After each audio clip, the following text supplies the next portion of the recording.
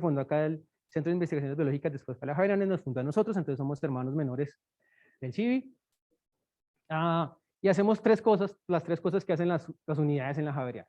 Hacemos investigación enfocada a entender las enfermedades, hacer el diagnóstico de esas enfermedades y buscar terapias para estas enfermedades. Docencia a nivel del pregrado, posgrado y educación continua.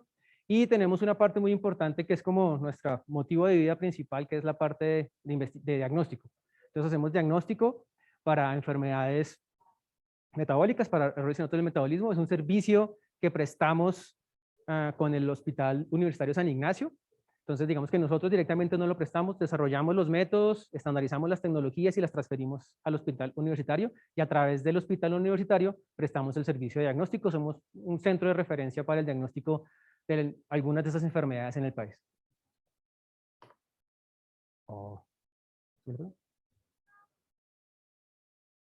Ok, vale. Tenemos tres líneas de investigación. Una de las principales es la parte de diagnóstico. Digamos que aquí estamos enfocados principalmente en entender en desarrollar las pruebas diagnósticas, mejorarlas, estandarizar nuevas pruebas.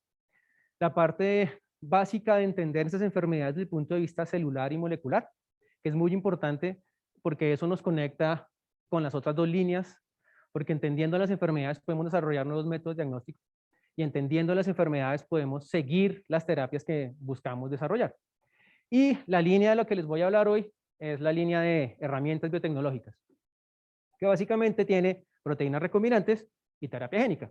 Hay una línea que durante muchos años estuvimos trabajando, impulsando, pero fue un poco desapareciendo, es la parte de producción de anticuerpos. De esa no les voy a hablar, pero básicamente digamos que habíamos desarrollado unas capacidades de producir anticuerpos tipo IgG, epítope específicos para algunas proteínas. De hecho, algunos de los anticuerpos que utilizamos para reconocer nuestras proteínas son producidos en la casa, en nuestro laboratorio, basados en IgG, o sea, a partir de yema de huevo de gallina. Entonces, nos pasamos de utilizar conejos, tuvimos todo el debate ético y los problemas éticos de utilizar conejos, a producirlos en gallina, pues los purificamos a partir de los huevos, es menos problemático desde el punto de vista ético el uso de las gallinitas. Ok, entonces, para poder entender un poquito lo que les quiero contar, me toca contextualizarlos en las enfermedades. No sé si están muy familiarizados con esto, pero nosotros trabajamos en un grupo de enfermedades raras que son los errores innatos del metabolismo. Son enfermedades genéticas, son enfermedades en las cuales hay una mutación en un único gen, esa es la otra característica. Son monogénicas, es decir, solo hay un gen que está afectado en estas enfermedades. Y ese gen afecta a una proteína que está involucrada en el metabolismo de aminoácidos, carbohidratos, lípidos, ácidos nucleicos. ¿Okay? La analogía que nosotros colocamos siempre es pues, un bloqueo en cualquiera de nuestras vías, ¿cierto? La cosa que podemos vivir todos los días en Bogotá. Y es, si entendemos esto como una ruta metabólica, un bloqueo en un paso de esa ruta metabólica puede tener varias consecuencias. Una es que en un lado de la reacción se empiezan a acumular sustratos. ¿Ok? Y esa acumulación de sustratos pues puede afectar esta reacción inmediata, pero puede empezar a afectar otras reacciones atrás, otras vías en este caso, que se van a empezar a ver bloqueadas porque este punto está bloqueado. Puede pasar que haya lados de esa ecuación o de esa reacción que no reciban sustratos, que no tengan esos productos. Y de aquí para allá, desde el punto de vista metabólico, van a haber reacciones que se van a quedar sin los productos para poder ejercer esas funciones. Y lo que pareciera no ser tan grave, pero en muchos casos es la principal consecuencia de esas enfermedades, es que los metabolitos empiezan a tomar rutas alternas. En este caso, arrancan por la Caracas o empiezan a coger rutas diferentes más abajo de los puntos de acumulación. Y esa generación de rutas alternas pues puede llevar a la generación de metabolitos, en el caso de, ya vemos que de una reacción bioquímica, que no eran deseados o que bajo ciertas concentraciones pues pueden llevar a los principales efectos clínicos de estas enfermedades. Entonces, son un grupo de alrededor de 1.600 enfermedades las que caben en este grupo de los errores innatos del metabolismo, y dentro de esas, las que nosotros trabajamos digamos que con un proyecto, como proyecto para generar terapias, son este grupo chiquito de 70 enfermedades que conocemos como enfermedades de depósito lisosomal. Son enfermedades multisistémicas, son enfermedades progresivas, producto de una enzima o una proteína que está deficiente en el lisosoma. Entonces, como esa enzima está deficiente, los sustratos se empiezan a acumular. Y la acumulación en el lisosoma pues va a generar diferentes alteraciones dependiendo del sustrato que se acumule y el tejido en el cual se sintetice ese sustrato, ¿ok? Entonces podemos tener alteraciones en hígado, a nivel esquelético, a nivel de articulaciones. En algunos casos hay unas alteraciones físicas que son muy evidentes en los pacientes, a nivel de las facies o a nivel de los dientes. En algunos casos, cerca, digamos que tal vez entre el 50 y el 60% de esas enfermedades tienen afectaciones a nivel del sistema nervioso central. Entonces son enfermedades neurodegenerativas, su gran mayoría. Y en otras formas alteraciones en corazón. Entonces digamos que son enfermedades complejas, son enfermedades normalmente que los pacientes nacen con un fenotipo normal, pero durante los primeros años de vida empiezan a presentarse las manifestaciones clínicas de estas enfermedades y normalmente los pacientes no superan la segunda década de vida.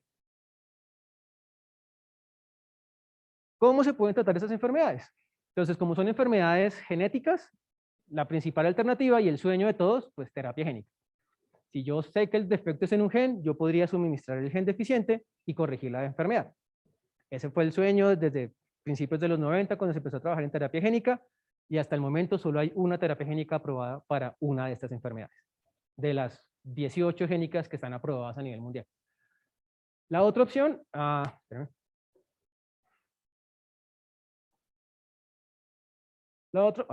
otra opción es,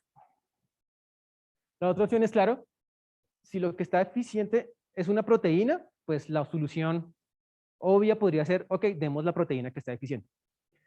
De dos maneras, la proteína directamente, algo que conocemos como terapia de reemplazo enzimático, o a través de un trasplante de médula ósea. Entonces las células, ¿no? Las células que están, pues son de un donante, producen la proteína y digamos que recuperan el defecto. Podemos recuperar el plegamiento de la proteína y hacer que esa proteína se pliegue mejor, o podríamos hacer que la célula no produzca tanto ese sustrato, para que no se acumule tanto en el lisosoma y ayudarle al poquito de enzima que esté por ahí funcionando a que pueda degradar esos sustratos. Entonces, de esas tres, nosotros hemos trabajado, de esas tres nosotros hemos trabajado en esas tres rutas principales: dar el gen, dar la proteína y producir o encontrar compuestos que puedan mejorar el plegamiento. Un poco, nosotros arrancamos desde la terapia génica. Nosotros cumplimos este año 25 años de fundación del instituto. Y cuando arrancamos, uno de los sueños era hacer terapia génica. Nos dimos cuenta que no era tan fácil como pensábamos. Y nos fuimos regresando, ok, pues no podemos hacer terapia génica, hagamos proteína de reemplazo.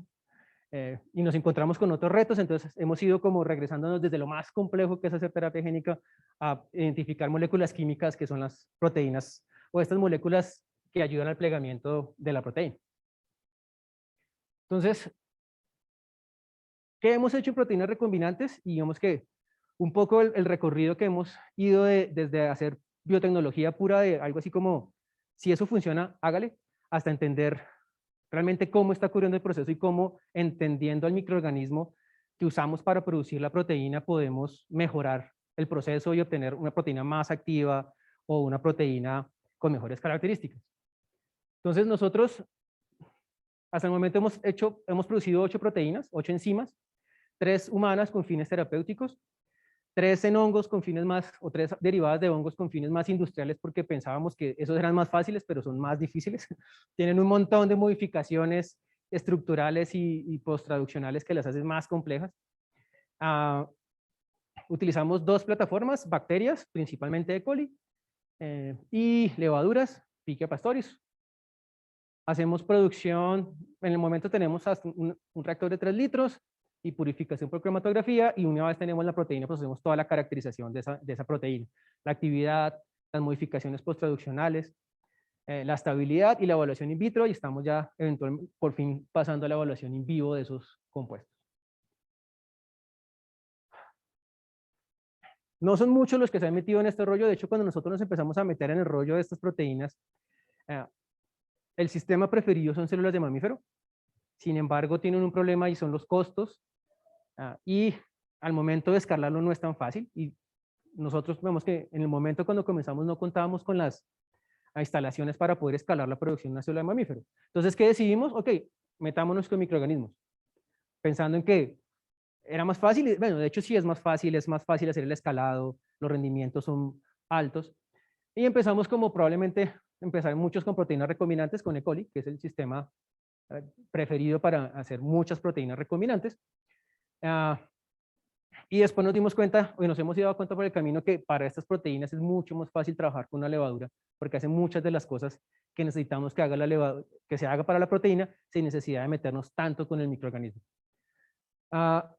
Nosotros hemos hecho estas proteínas, la proteína para esta enfermedad, Hunter, Morquio, que es una enfermedad muy importante en el país, es una de las, yo diría que están como entre el top 10 de las enfermedades raras en Colombia, y cuando les digo top 10 es que hay como 250 pacientes en Colombia, que eso es un montón. Nosotros, para hacer cerca de 50 millones con ese número de pacientes, estamos entre los 3 principales países a nivel mundial de frecuencia de esta enfermedad. Entonces, es muy importante para el país esa enfermedad, y aparte, la terapia actual cuesta cerca de 1.500 millones paciente año, lo cual significa que también es un problema importante desde el punto de vista de salud pública y economía para el país. Entonces, claro, ¿qué estamos intentando hacer nosotros? Hacer una terapia para esa enfermedad, algo local. Ok, ¿cuál fue la primera proteína que entonces hicimos? Esta proteína para la enfermedad de Hunter, pero más allá de, digamos que los detalles, lo que quiero compartir con ustedes es cómo hemos ido identificando cosas interesantes de las proteínas propiamente y del sistema de producción del microorganismo. Lo primero que nos dimos cuenta es que éramos capaces de producir una proteína que tenía actividad, y que esa actividad era más alta que la enzima producida en humanos. Es decir, teníamos una proteína con una muy buena actividad, sin embargo, muy lejos de la proteína producida en células de mamíferos.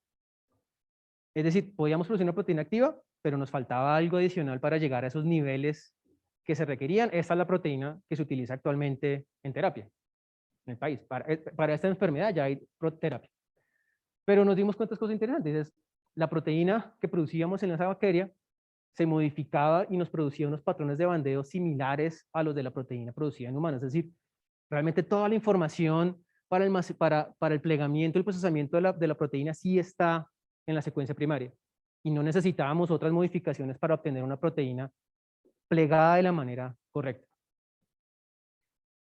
Sin embargo, ahí en ese momento utilizamos una cepa que no era la ideal. La idea era poder demostrar que lo hacíamos y nos funcionó.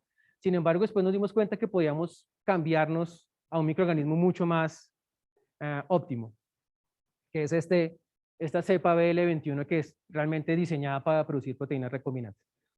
Y sí, mejoramos la actividad, mejoramos la productividad.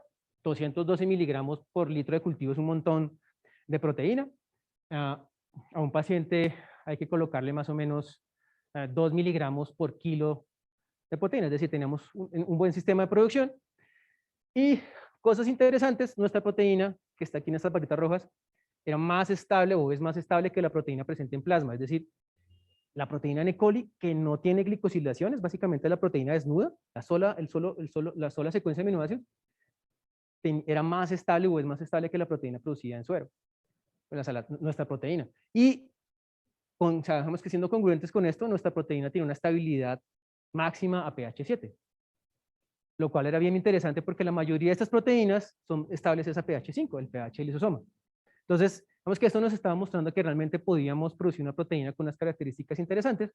Sin embargo, cuando estábamos aquí en este momento interesante, Sanofi o Genzyme en su momento sacó la proteína, sacó la terapia, y pues dijimos, nada, pues ¿para qué seguimos trabajando ahí? Cambiémonos de enfermedad, ya teniendo en cuenta esta experiencia.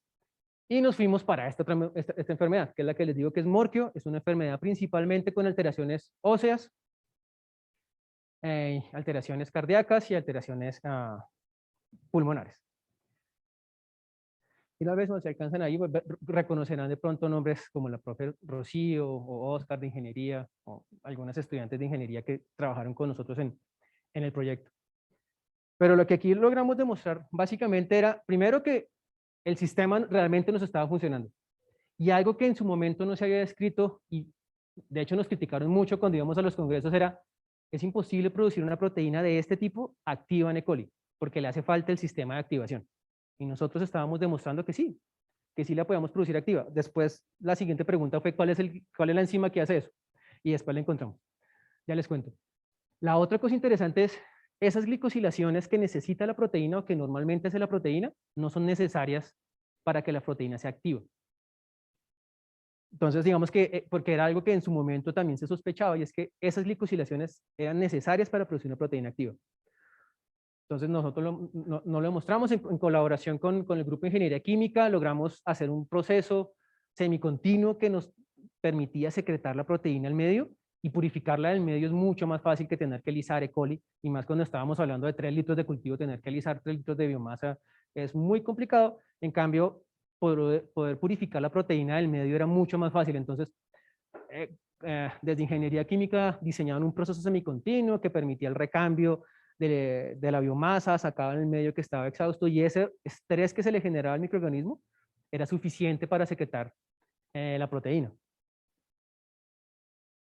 Lo más importante es que desde el punto de vista molecular, ese proceso o esto estaba apoyado en una partida de la proteína que es el péptido señal. O sea, la proteína utilizaba una secuencia para ser secretada. Y esa secuencia que funcionaba en humanos también estaba funcionando en E. coli, y era algo que hasta el momento no se había descrito, y también digamos que reportamos la posibilidad de utilizar secuencias humanas para secretar proteínas en E. coli, y funcionaba muy bien, y de hecho el proceso de ahí en adelante siempre lo hacíamos purificando la proteína a partir del medio de cultivo. Esa enzima, aquí sí nos cambió la cosa. Digamos que, y es otra cosa muy interesante, y es el proceso es bien dependiente de la enzima. Mientras que la enzima anterior era súper estable, esta enzima, la estabilidad era igualita a la enzima humana. O sea, terrible. Esa enzima, uno la medio mira y ya se degrada. Y esta enzima se comportaba igual. Es decir, las glicosilaciones, ni para bien ni para mal, no eran necesarias para la estabilidad ni para la actividad, pero sí para un proceso súper importante, y es la captura. Entonces la proteína muy bonita, muy activa, pero no entraba a la célula. Entonces aquí de este trabajo nos quedaron dos preguntas. ¿Cómo la hacemos entrar? ¿Y quién es el que la está activando? Entonces eso fueron dos cosas que nos tocó regresarnos de biotecnología a ciencia básica, y con los de computacional identificamos una proteína potencial. Hicimos toda la parte computacional para demostrar que esa proteína podía interactuar con la proteína humana y activarla. Pero lo más importante es que logramos ver que cuando colocábamos el gen de esa proteína, la actividad de las sulfatasas aumentaba. Entonces, no solo teníamos la posibilidad de describir ese sistema dentro de la bacteria que estaba siendo responsable de la activación, sino que también habíamos encontrado una manera de hacer nuestras enzimas más activas. Entonces, digamos que esto fue cayendo todo juntico para hacer un mejor proceso. Y para la siguiente pregunta sí nos tocó, contamos con suerte también un poco, pero nos tocó escarbar un poquito más, y es que nos estábamos haciendo esa pregunta y de repente encontramos este artículo en Nature de un sistema de glicosilación en E. coli. Y claro, yo dije, ay, pues chévere escribirle al investigador líder. Y mi jefe dijo, oiga, pero ese primer autor tiene apellido latino y probablemente colombiano. Claro, lo buscamos y dio la casualidad que yo tenía un artículo con Juan. Y dio una casualidad peor, que era que habíamos trabajado en los laboratorios del lado cuando él estudiaba ingeniería química en la Nacho. Y habíamos trabajado en el mismo proyecto. Al final, pues claro, con la ayuda de Juan, logramos obtener este sistema. Este es un sistema esto es de la Universidad de Cornell, y ellos desarrollaron una bacteria que combina un sistema de glicosilación bacteriano, un sistema de transfructilación de levadura, y permite obtener proteínas con una glicosilación como básica, que normalmente E. coli no lo hace. El problema de esto es los rendimientos eran bajos, o son bajos, siguen siendo bajos todavía. Entonces, ¿qué hicimos nosotros? Nada, los convencimos a ellos de que nos prestaran el sistema de producción en E. coli, y logramos demostrar cosas muy bonitas. Primero, que lo lográbamos producir, que si era posible. No sé si alcanzan a ver, pero nosotros veíamos, por ejemplo, que si había un aumento en el tamaño, es decir, la proteína sí se estaba glicosilando, era más grande, y esa glicosilación sí la estaba cambiando.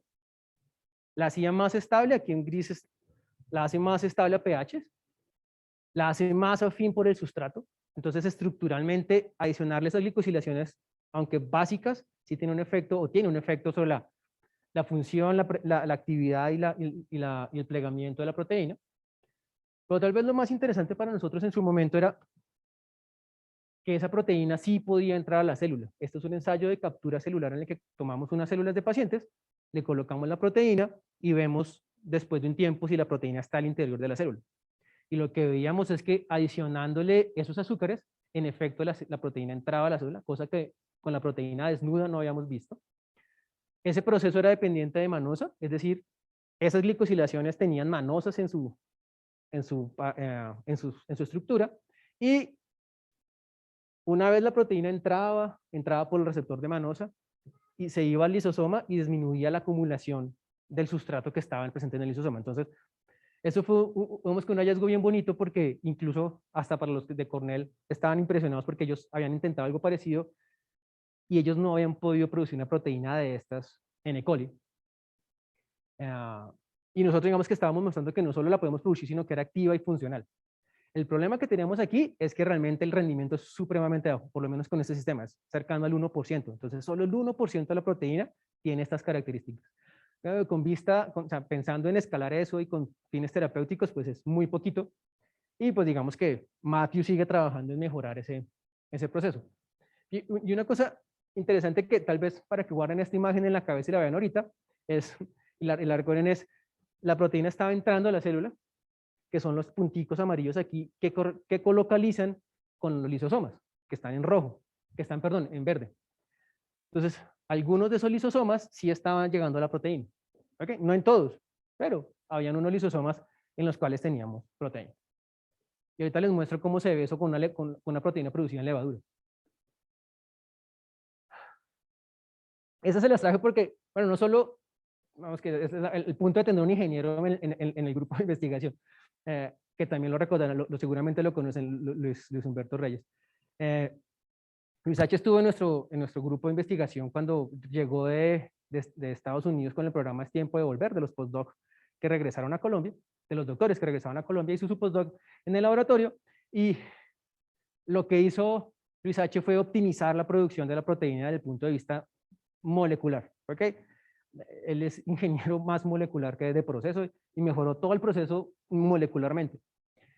Entonces, buscó un promotor que permitiera producir, o sea, que al final producía menos proteína, pero que esa proteína toda era activa. Entonces mejoró el plegamiento y la actividad. Nos dimos cuenta que si estresábamos lo suficiente a la proteína, el microorganismo, eso aumentaba la producción de chaperonas, de todo el sistema de chaperonas de plegamiento de la bacteria, y teníamos más proteína mejor plegada y más activa. Pero cuando intentamos hacer eso molecularmente, ya la cosa no funciona. O sea, se necesitan todas las proteínas, o sea, no podemos escoger una u otra para activar, lo que fue la otra cosa que intentó hacer Luis H., y es escoger diferentes proteínas y sobreexpresarlas. Eso no funcionaba, necesitamos estresarla, en este caso con sacarosa, para que ese estrés osmótico nos permitiera obtener una proteína más activa y mejor plegada. Entonces, estábamos con E. coli, hemos trabajado con E. coli, seguimos trabajando con E. coli. Lo que pasa es que requieren muchos procesos las proteínas para salir, para estar activos. Paralelo, hemos trabajado con levaduras. Las levaduras tienen una ventaja, son eucariotas. Y en principio hacen la mayoría de las cosas que hacen nuestras células. De esas levaduras que están ahí, nosotros hemos trabajado con Piquia, que es un sistema mucho más limpio a la hora de producir las modificaciones posttraduccionales que Saccharomyces. Entonces nosotros hemos trabajado con Piquia. Y algo que hemos visto es, definitivamente las glicosilaciones son súper importantes aquí. Las modificaciones de esas proteínas son súper importantes porque en este caso, esta es una proteína producida en Piquia, y esta proteína sí se comporta igualito a la proteína humana. Estabilidad a pH del lisosoma, entra a la célula sin hacerle nada más. O sea, producimos la proteína, la purificamos y así como sale, entra a la célula. Y si ustedes recuerdan la imagen que les mostré ahora, eso está lleno de puntos amarillos. O sea, sin hacerle ninguna otra modificación a la célula, la proteína es capaz de ingresar. Y lo más interesante es que con eso logramos reducir las acumulaciones de los compuestos que están en el lisosoma. Es decir, es una proteína activa capaz de ingresar a la célula. Y claro, ya hemos logrado, con esos sistemas mucho más fácil. Esta es una proteína para otra enfermedad que se llama gangliosidosis GM2. La enfermedad de Tay-Sachs es mucho más rara que la otra. En Colombia hay cerca de 10 pacientes diagnosticados con esta enfermedad. Y aquí en esta enfermedad lo que se acumulan son unos lípidos. Y lo que nos hemos dado cuenta es que, literal, después del tratamiento con 5 días con la enzima, esos lípidos se normalizan y la célula recupera su morfología y recupera su concentración. Es decir, esa enzima sigue siendo, son activas, son funcionales, son potencialmente terapéuticas. En un proyecto que hicimos con el NIH, ellos tienen unos modelos celulares de neuronas basadas en células madre, y con esas células le mostramos que podíamos disminuir básicamente en 6 horas, normalizar las acumulaciones de lisosomales en esas células, lo cual es bien interesante porque ellos estaban trabajando en unas moléculas químicas y requerían 2 o 3 días para normalizar las acumulaciones. Es decir, nuestra enzima es mucho más eficiente que los tratamientos que por lo menos en el grupo del NIH estaban probando. La pregunta que nos seguía surgiendo, digamos que es, ok, esas enfermedades, vamos que el Hunter y la última enfermedad son enfermedades del sistema nervioso central. La pregunta es, bueno, ok, ya sabemos que entra la célula, pero ¿y cómo vamos a hacer que si yo se le inyecto al paciente en sangre, llegue al sistema nervioso central, sabiendo que en la mitad tenemos la barrera hematoencefálica, que nos va a bloquear cualquier cosa que queramos poner en sangre, difícilmente llega al sistema nervioso central? Y aquí fue cuando regresamos con Juan. Entonces, una de las opciones que se estaba planteando o que se ha planteado desde los últimos tal vez 3, 4 años es: la nanotecnología es la herramienta como podemos hacer que esas proteínas crucen la barrera hematoencefálica. Y de nuevo empezamos a buscar quién estaba trabajando con eso, llegamos a Juan. Y con Juan ellos diseñaron una partícula, una partícula de magnetita a la que le unimos nuestra proteína. ¿Ok? Y esa proteína es increíble, porque es mucho más eficiente que la proteína sin la nanopartícula para ingresar a la célula. Y si ustedes ven las imágenes, vemos que aquí está sin tratar y tratada, y cómo básicamente en 48 horas todas las acumulaciones de lípidos en esa célula se disminuyen con una menor cantidad, tal vez 10 veces menos que la proteína desnuda. Es decir, la entrada es mucho más eficiente. Y de esas sí no les tengo imágenes porque están muy, muy fresquitos los datos, pero lo más interesante es que esta partícula es capaz de atravesar un modelo de barrera hematoencefálica. Es decir, tenemos un sistema que permite a la proteína cruzar la barrera hematoencefálica y que esperamos probar en animales para ver si mediante una inyección intravenosa podemos llegar a cerebro, versus la necesidad de hacer otras cosas como una inyección directa en el sistema nervioso central, pues que es bastante complicada y que tiene sus efectos adversos solo por el hecho de la inyección.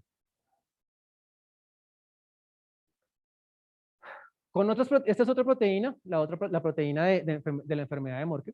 Y aquí de nuevo, digamos que ya digamos que empezamos a ver cosas muy similares entre las proteínas. El sistema es bien consistente en cuanto a la entrada de la proteína, en cuanto a la posibilidad de disminuir las acumulaciones. Pero aquí a lo que nos dimos la tarea fue de decir, ok, venga, y esas modificaciones sobre la proteína, ¿cómo son? ¿Cómo son esas estructuras de glicanos? Y esos glicanos no son como humanos, no son como las de las proteínas humanas, pero son muy parecidos. Nosotros en las glicosilaciones, en esas estructuras que tienen nuestras proteínas, solemos tener entre 8 y 10 manosas. Estas proteínas tienen entre 12 y 15 manosas, es decir, son un poquito más grandes. El riesgo de eso es que nuestro cuerpo lo rechace, que haga una respuesta inmune contra esas proteínas.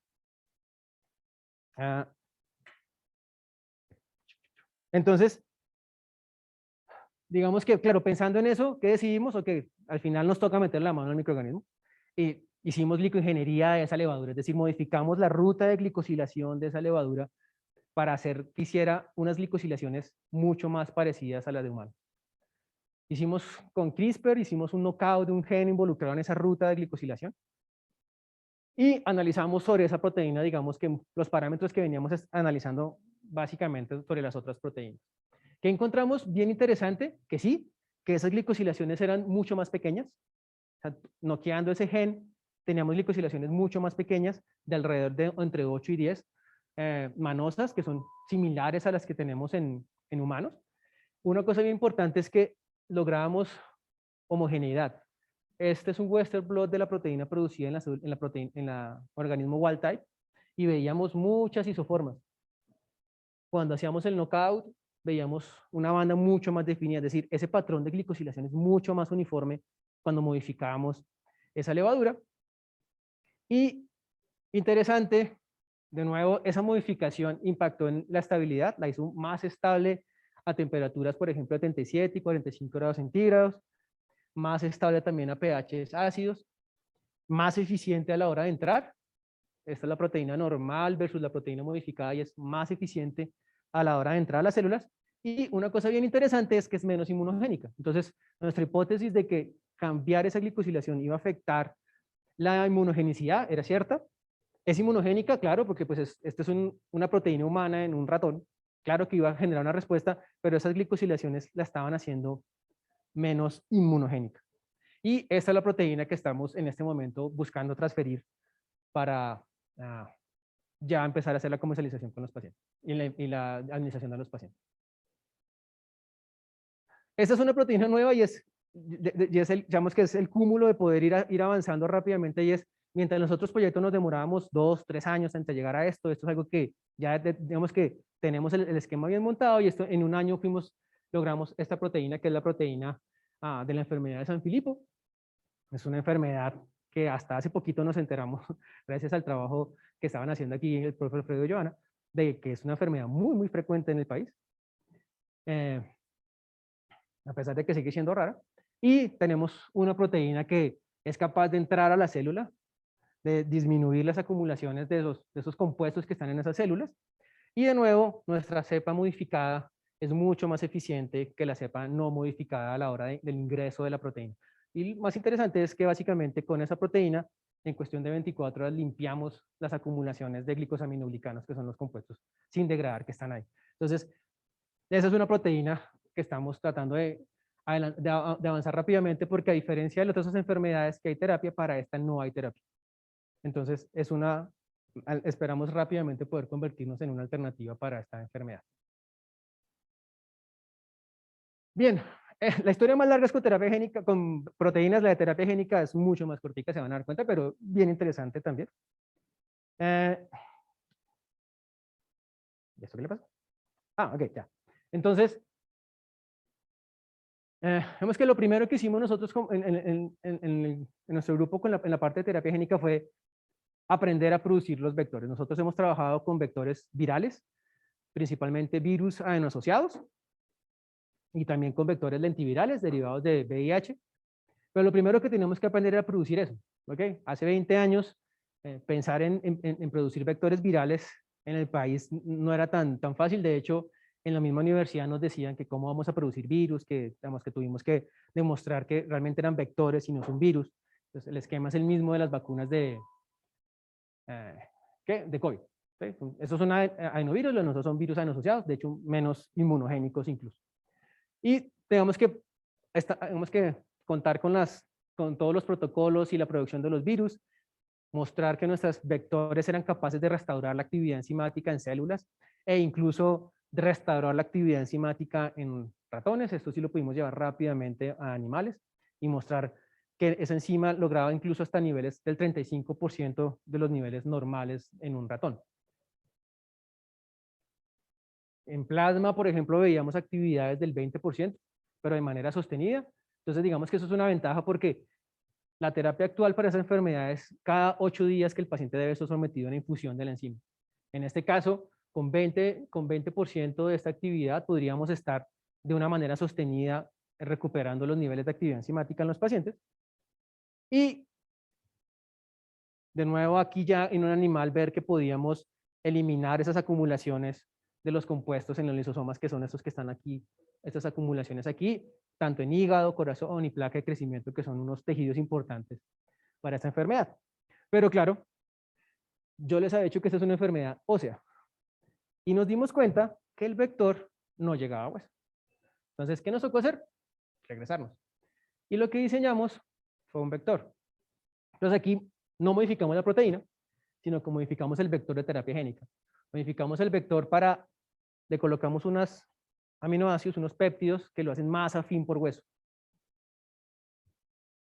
Y ese vector, cuando se inyecta intravenoso en el animal, lo que hace es ir a hígado, que es lo normal que hace cualquier medicamento o cualquier producto cuando está en sangre, ir a otros tejidos, pero a diferencia del vector normal, el vector modificado va a hueso.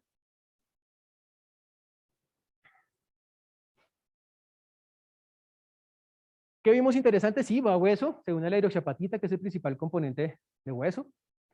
Sigue funcionando como lo hace el vector normal, es decir, estos son ensayos celulares en los que nos permitían ver que a pesar de que teníamos esa modificación, el vector seguía siendo funcional, entraba a células HEC, entraba a fibroblastos, hacía transducción de condrocitos, que son las células de la placa de crecimiento muy importantes en esta enfermedad.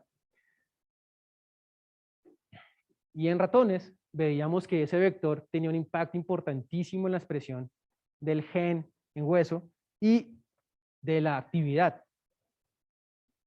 Cuando inyectábamos el ratón con el vector, si teníamos el vector normal, no había nada de actividad en hueso, pero cuando colocábamos el vector modificado teníamos un aumento en la actividad en hueso. Y como es el tejido principalmente afectado, pues en principio eso nos debería garantizar un mejor efecto terapéutico. Con eso, digamos que aquí no solo aprendimos de ciencia, esta fue una de nuestras primeras patentes, esto es 2010 más o menos, y entonces aquí tuvimos que aprender lo que es lidiar con una patente. Salimos todos contentos porque era nuestra primera patente con una universidad en Estados Unidos, la universidad estaba contenta, todos en el laboratorio estábamos felices, y no es tan fácil, no es solo tener la patente, hay que poder comercializarla porque si no, no hacemos nada. Bueno, después de un par de años logramos licenciársela a una farmacéutica chiquita en Estados Unidos. Ese es otro trabajo, este es más reciente, este es un trabajo del año pasado de María Alejandra con vectores lentivirales, vectores derivados de virus de VIH. Son más eficientes que los otros. Y aquí digamos que empezamos a entender otras cosas, por ejemplo, que el virus no solo entra, aumenta la actividad, eso ya lo sabíamos, pero permite recuperar muchos de los factores celulares. Es decir, la autofagia estaba afectada, que es un proceso celular importantísimo. La autofagia en esa enfermedad estaba afectada y la recuperábamos en estos pacientes, en las células de los pacientes, perdón. Las acumulaciones se normalizaban, es decir, el sistema funciona muy bien. Producir los antivirus digamos que tiene unos retos más desde el punto de vista de producirlos, de purificarlos, más que cuando funcionan muy bonito. Y en lo que hemos estado trabajando en los últimos 3 años ya casi, es la tesis de doctorado de Andrés, que es CRISPR-Cas para enfermedades lisosomales. Y aquí lo que hemos estado trabajando con Juan y con Luis H. es un sistema no viral para la entrega de estos sistemas. Nosotros decidimos que, aunque los virus funcionaban muy bonito, producirlos en Colombia en ese momento no es posible. Tenemos que buscar una alternativa que nos permitiera generar una terapia realmente que pudiéramos hacer en nuestro país.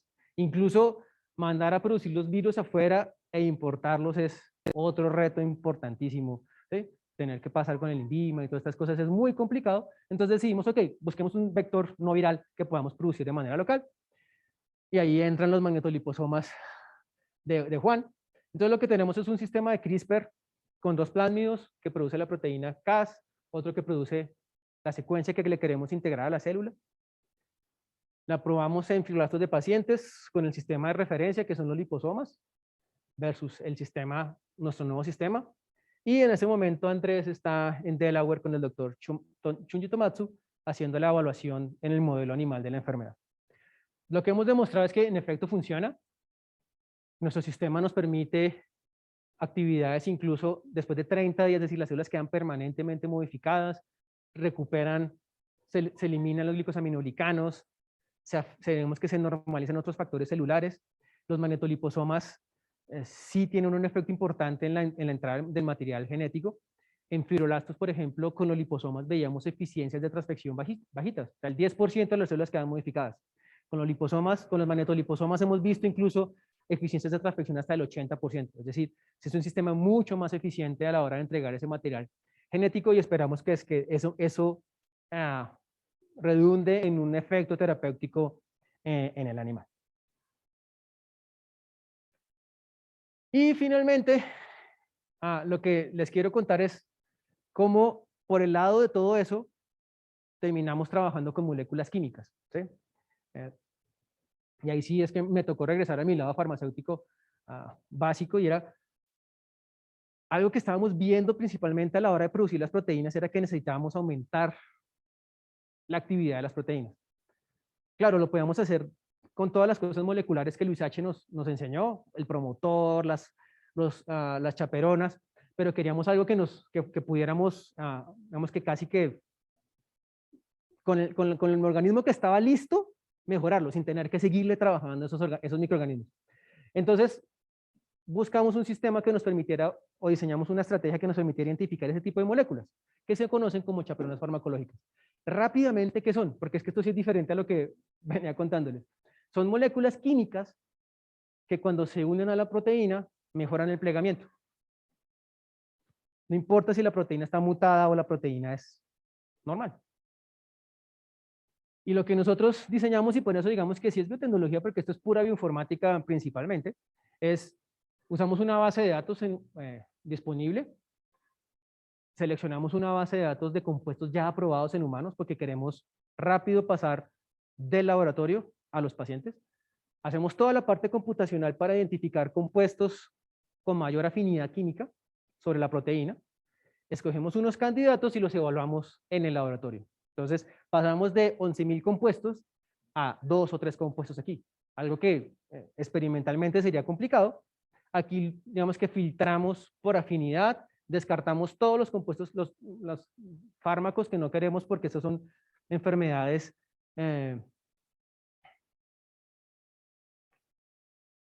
degenerativas y que necesitan que el paciente todos los días esté recibiendo la terapia. Entonces, no podemos darle un antineoplásico todos los días, o un estrógeno, o incluso un analgésico tipo opioide a un paciente, y menos si estamos pensando que estos son niños, también, la mayoría de los casos. Entonces, descartamos todas estas cosas que no queremos, y después de hacer eso nos quedamos con los compuestos más seguros, y el sistema nos funciona espectacular. Digamos que encontramos 2 moléculas que aumentan la actividad de la proteína, encontramos 2 moléculas que hacen que la proteína no solo sea más activa, sino que aumente su cantidad, es decir, estamos mejorando la estabilidad de la proteína porque hay más proteína, y lo más interesante es que esa proteína disminuye las acumulaciones, pero entre menor concentración, mayor es el efecto, es decir, hay una concentración en la cual esos compuestos funcionan como inhibidores, pero si yo empiezo a refinar la concentración, ese efecto inhibidor se pierde y realmente se convierte en un efecto chaperona, que es mejorando el plegamiento de la proteína. Hace 2 años, en pleno, literal por esta época, en pleno inicio de pandemia, dijimos, pues fácil, adaptemos nuestro sistema a buscar moléculas que inhiban el virus, y en efecto encontramos unas moléculas, hicimos la publicación y toda la cosa, pero claro, vemos que por supuesto que en ese momento todos estaban enfocados en vacunas, y lo que dijimos, vale, tal vez no sea interesante desgastarnos ahora probando esas moléculas, pero nuestro sistema funciona a la hora, o nuestro esquema funciona a la hora de encontrar inhibidores o moléculas que se unan a una proteína específica. Digamos que ya para finalizar, que hemos encontrado todos estos años de trabajo en el lab, es que las glicosilaciones no son necesarias para la actividad de esas enzimas, por lo menos, que esas glicosilaciones juegan un papel más importante tal vez en el plegamiento, en la captura de la proteína, en la entrada a la célula, que esas proteínas de microorganismos tienen un potencial realmente para convertirse en terapias para estas proteínas, y que para estas enfermedades, y que eventualmente podrían ser mucho más económicas que las proteínas que se producen ahora, que las glicogenería tanto en E. coli como en Pichia nos permiten mejorar estabilidad, mejorar la captura, mejorar la actividad de las proteínas, y en lo que estamos súper enfocados en los últimos 2 o 3 años es cómo podemos aprovechar el potencial de las nanopartículas para mejorar y diseñar nuevas terapias para estas enfermedades. Creo que eso era todo lo que quería comentar. Bueno, tal vez en qué estamos. Esta sí es la ultimita en qué estamos. CRISPR, estamos extendiendo a otras enfermedades, también estamos haciendo para San Filipo, estamos adaptando el sistema de CRISPR. Para chaperonas farmacológicas también digamos que estamos extendiendo nuestros ensayos, y esperamos poder comenzar el ensayo clínico para Morquio, y con las enzimas recombinantes pues mejorar hacer la parte de producción bajo unas prácticas de manufactura y extender nuestros procesos a otras enzimas. Estamos trabajando en unas lectinas recombinantes, unas vacunas para una enfermedad en vacas, y estamos trabajando con la Secretaría de Salud unos péptidos contra SARS-CoV-2. Entonces, ahora sí creo que eso era todo. Muchísimas gracias. Creo que tenemos tiempo para preguntas. Sí. Gracias. Tenemos un espacio de preguntas. Entonces, no, ese soy yo. Espera que vamos a hacer unas conferenciales mientras que los virtuales se animan. Preguntas. Okay. Si alguien tiene preguntas.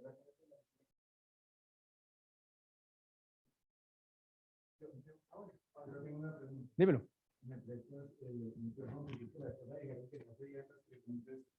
Los que estaban en... Entonces, pues muchas gracias por la presentación. Aún a mí que no conozco nada de esta área me pareció muy interesante. Entonces, mi pregunta es un poco ingenua y es un poco relacionada con lo que yo hago. Entonces, hasta donde entiendo, estas mutaciones no es que impidan que se produzca la proteína, sino que comprometen de alguna manera su estructura tridimensional y de ahí su función. Entonces, ¿qué tan transformadoras en esta área aplicativa van a ser las tecnologías de inteligencia artificial para poder predecir la estructura 3D de las proteínas? Es una excelente pregunta porque algo con lo que hemos digamos que lidiado mucho en todos estos años es la asociación fenotipo-genotipo, es decir, cuál es el efecto de la mutación sobre la proteína. Y la inteligencia artificial nos puede ayudar mucho en entender cómo es el proceso, pero también nos puede ayudar en cómo podemos optimizar lo que ya tenemos, es decir, cómo podemos hacer que la proteína que estamos produciendo en ese momento sea mucho más activa para poder administrar al paciente menos dosis y poder tener un efecto muy importante. Entonces, digamos que la inteligencia artificial es interesantísima a la hora de predecir la estructura y ver qué efecto tiene esa mutación sobre la proteína en términos de plegamiento, pero estabilidad, interacción con el sustrato, que es lo más importante entender qué está pasando ahí. Muchas de estas proteínas están cristalizadas, pero de las 70 enfermedades, cada una con una proteína diferente, yo diría que en ese momento tenemos 5 proteínas cristalizadas. Todas las otras las hemos tenido que trabajar o se siguen trabajando mediante predicción con los métodos clásicos. ¿Sí? Digamos que una proteína cristalizada y hacer la predicción de cómo se pliega el resto de la proteína sobre ese cristal que está predicho, pero es poco el trabajo que se ha hecho ahí, por ejemplo, con la inteligencia artificial para predecir las otras proteínas que todavía no se conocen. Algunas de ellas son de membrana, mucho más complejas de cristalizar y de predecir con los métodos clásicos. Entonces sí, ahí hay un papel bien interesante de la inteligencia artificial para eso. Juan. Bueno, pues primero que todo, Javier, muchas gracias por la presentación y por aceptar la invitación. Es muy grato ver pues todo el trabajo del grupo durante esas 2 décadas y medio. Yo quería preguntarte, viendo pues todos estos resultados, si tú has visualizado de pronto terapias combinadas, multimodales, ¿no? Teniendo en cuenta pues los distintos frentes en los que se ha venido trabajando. Si tú visualizas que eso es una opción o cómo te estás imaginando las terapias que realmente lleguen a los pacientes.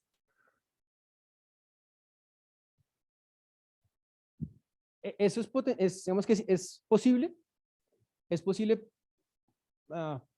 pensando, por ejemplo, en alternativas como dar la proteína recombinante y darle una chaperona para hacer 2 efectos. Por ejemplo, hacer que la proteína recombinante sea más estable y intentar recuperar la proteína que está mutada en el paciente. Algo que ya se está intentando hacer es terapia génica con trasplante de médula ósea, pero por separado, o sea, no terapia génica ex vivo, sino hacer terapia génica y adicional al paciente hacerle un trasplante de médula ósea. El problema de eso está en costos. Cada terapia hasta el momento es costosa, es decir, estamos hablando de una terapia génica que puede costar $2 millones, adicional a un trasplante de médula ósea. Bueno, en ese momento el trasplante de médula ósea sería lo más barato versus la terapia génica. Pero digamos que uno de los puntos principales ahí está en digamos que el costo-beneficio, o sea, qué tanto realmente se gana versus el costo potencial de la terapia. Nosotros estamos pensando que eso sí es posible y que es una alternativa interesante, y por eso una de las estrategias que tenemos en mente es usar la proteína recombinante con la chaperona farmacológica para poder mejorar esa opción. Las terapias combinadas son interesantes, pero digamos que hasta el momento las que se están utilizando y las que se siguen utilizando siguen siendo individuales. Y en un momento, digamos que hace 2 o 3 años, digamos que la combinación parecía ser la solución, digamos que pensando en que podíamos sumar efectos de cada terapia. Sin embargo, digamos que no es tan aditivo el efecto de cada una de las terapias. Digamos que parece que hay como un tope que se puede alcanzar con estas terapias de lo máximo que se puede eventualmente corregir es esto, y más allá de eso parece que no se puede ir, por lo menos con las condiciones que tenemos ahora. No sé acá. No, ahí todavía no hay nada.